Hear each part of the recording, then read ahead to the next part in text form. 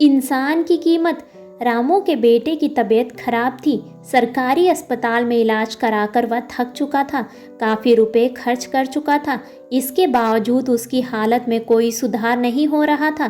काफ़ी जांच के बाद पता चला कि उसके बेटे का एकमात्र इलाज ऑपरेशन है। ऑपरेशन में 1 लाख रुपए खर्च होने का अनुमान था। गरीब रामू इतने रुपए कहाँ से लाता? उसके इलाज में तो पहले ही जो थोड़ी बहुत ज़मीन थी वह भी बिक गई थी, घर भी गिरवी रख दिया था। वह सरकारी अस्पताल के डॉक्टर से मिन्नतें करने लगा, लेकिन सरकारी अस्पताल के डॉक्टर ने उसे समझाते हुए कहा, रामू मैं सब समझता हूँ, मैं विवश हूँ, मैं कुछ नहीं कर सकता। तुम शहर के किसी बड़े अस्पताल में जाओ, वहीं इसका इलाज संभव है, मैं कुछ नहीं कर सकता। रामू रुपयों के जुगाड़ में लग गया, लेकिन गरीब फटेहाल को रुपया देता कौन? वह थक हार कर बैठ गया। अंततः घर भी बेच दिया। मजबूरी का लाभ उठाया घर खरीदने वाले ने। इधर उसके बेटे की तबीयत और खराब हो गई। वह बचे खुचे पैसे को लेकर शहर के बड़े अस्पताल में गया। फीस के नाम पर ही मोटी रकम वसूल ली। डॉक्टर ने देखते ही कहा, इसकी हालत बहुत खराब है, जल्दी ही ऑपरेशन करना होगा, अन्यथा इसको बचा पाना मुश्किल हो जाएगा।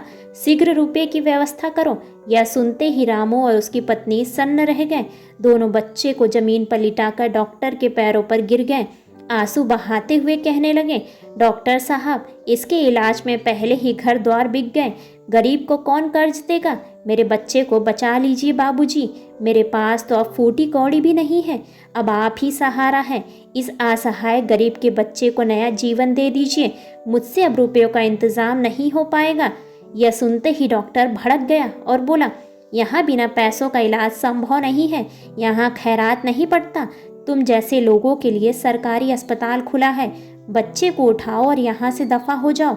रामू और उसकी पत्नी बच्चे को उठाकर बाहर जाने लगे। रामू बच्चे को एकटक निहार रहा था और बच्चे ने सदा के लिए अपनी आंख मूंद ली। उसकी पत्नी दहाड़ मार कर रोने लगी।